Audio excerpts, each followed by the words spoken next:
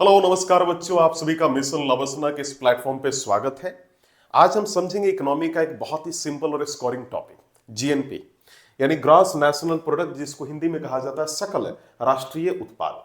मैं आपको सिर्फ ये जो पर्टिकुलर टॉपिक है 30 सेकंड में याद करा दूंगा, बिल्कुल इजी एग्जांपल्स के साथ। एक सवाल ये खड़ा हो जाता है कि जीएनपी है क्या। आपको स्क्रीन पे दिख रहा होगा। मैं आपको बता दूं कि इससे पहले जिन बच्चों ने जीडीपी और एनडीपी की वीडियो नहीं देखी है, वो आप मिशन लवसना के वीडियो लिस्ट में जाकर आप देख सकते हैं। तो जो जीएनपी है बेसिकली है क्या, आप ऐसे समझिए कि जीएनपी का मतलब इंडियन लोगों ने दुनिया में कहीं भी कमाया हो, है ना, जो पैसा कमाया हो सबको जोड़ दो। चाहे एक इंडियन अमेरिका में जॉब करे, दुबई में बिजनेस करे, जापान में फैक्ट्री लगाए, उनकी जो भी कमाई होती है वो जीएनपी में ऐड होती है, क्योंकि वो इंडियन नेशनल है। और एक बड़ी अच्छी बात आपको बता रहा हूं कि GNP focuses on nation not location, है ना। जीएनपी फोकसेस ऑन नेशन, है ना। जीएनपी जो है नेशन पे फोकस करता है, लोकेशन पे फोकस नहीं करता है। ये आपको समझ में आएगा कि मैं ये क्या आपको कह रहा हूं, लोकेशन पे फोकस नहीं करता है। अब बोलोगे सर इसको ना और थोड़ी इजी लैंग्वेज में आप डिकोड कीजिए, तो मैं जीएनपी का आपको क्या करूंगा कि आपके सामने फॉर्मूला लिखूंगा, उससे आप काफी चीज आपकी क्लियर हो जाएगी, है ना, कि आपका जो है बेसिकली जीएनपी क्या होता है।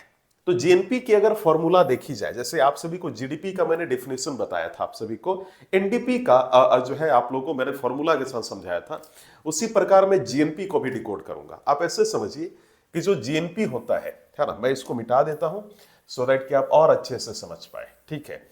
तो आप ऐसे समझिए कि जो जीएनपी होता है, जीएनपी की फॉर्मूला यानी ग्रॉस नेशनल प्रोडक्ट, जिसे हम कहते हैं सकल राष्ट्रीय उत्पाद, इसकी फॉर्मूला होती है जीडीपी, है ना। यानी किसी भी देश की, मान लीजिए आप जीएनपी निकाल रहे हैं, तो उस देश की जीडीपी में उस देश के रहने वाले लोगों को जो विदेशों में जाकर जो पैसा कमा कर ला रहे हैं, मान लीजिए इसको भारत के कंटेक्स्ट में देखें, तो भारत का अगर जीएनपी आपको निकालना है तो सबसे पहले भारत की जीडीपी में भारतीय लोगों के द्वारा विदेशों से कमाया हुआ पैसा जो कमाकर वो ला रहे हैं उसको यहां पर जोड़िए। उसको हम कहते हैं net factor income from abroad.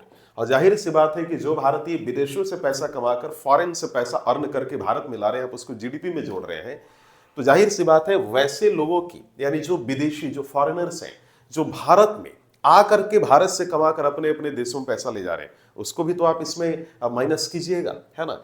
तो विदेशी लोगों के द्वारा, ध्यान से सुनेगा आप मेरी बात, विदेशी, है ना, लोगों के द्वारा, ठीक है, लोगों के द्वारा द्वारा भारत से, ठीक है, भारत से कमाया गया पैसा, भारत से कमाया गया पैसा।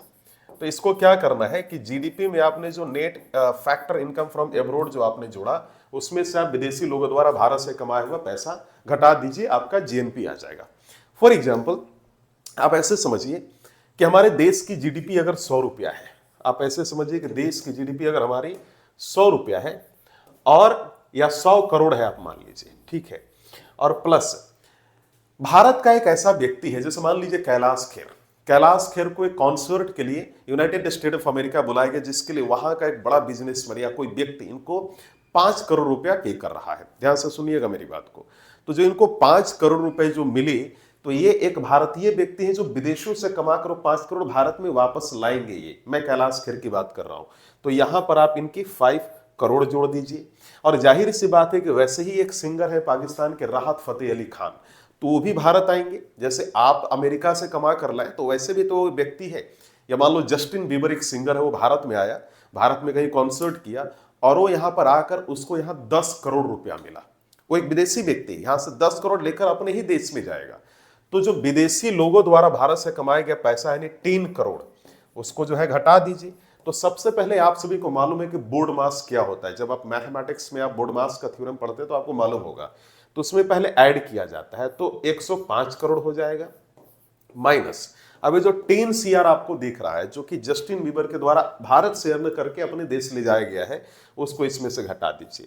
तो जो जीएनपी आपका हो रहा है वो 95 सीआर हो रहा है ना। यानी जीडीपी आपका 100 करोड़ था, जीएनपी 95 सीआर हो रहा है। अब ये भी तो हो सकता था कि मान लीजिए जस्टिन बीबर 2 ही करोड़ भारत से कमा कर ले जा रहा है, तो ऐसी स्थिति में आपके देश की जो जीएनपी हो जाती है 103 करोड़ हो जाती है, आप फायदे में होते। लेकिन आप यहां पर, जैसे आप एग्जाम्पल मैंने जो लिया है, यहां पर आप ये देख रहे हैं कि आप नुकसान में है, आपकी जीएनपी काफी डाउन है। क्योंकि आप सिर्फ 5 करोड़ कमा के ला रहे हैं और आपके यहां से 10 करोड़ कोई कमा कर ले जा रहा है। तो बेसिकली जब जीएनपी निकाला जाता है तो जीएनपी निकालते वक्त बस इतना याद रखिएगा कि जीएनपी निकालने के लिए एक चीज याद रखना है, जीडीपी में भारतीय लोगों द्वारा विदेशों से कमाए हुए पैसे को जोड़ दीजिए और इसमें से विदेशी लोगों द्वारा भारत से कमाया हुआ पैसा को माइनस कर दीजिए। कैलकुलेशन करने के बाद जो डेटा, जो आपको डेटा या कंटेंट मिलेगा, जो भी डिजिट मिलेगा, आप ये समझ जाइए कि वही जीएनपी है, यानी सकल राष्ट्रीय उत्पाद है। और सकल राष्ट्रीय उत्पाद यानी जीएनपी और एनएनपी यानी शुद्ध राष्ट्रीय उत्पाद, बेसिकली ये जो चीज है देश के बाहर से कमाए हुए पैसे को काउंट करता है। जब हम जीडीपी और एनडीपी की बात करते हैं तो ये देश के अंदर जो टोटल वैल्यू है, टोटल हम कितना अर्निंग कर रहे हैं उसको काउंट करता है। तो अब आप समझ गए होंगे कि बेसिकली जीएनपी क्या है ना। आज के लिए इतना ही। बस बच्चों, आज जीएनपी इजी बन गया आपके लिए। और अगर आपको वीडियो पसंद आया तो लाइक करें, शेयर करें और ऐसी वीडियो देखने के लिए हमारे चैनल को सब्सक्राइब करें। Thank you.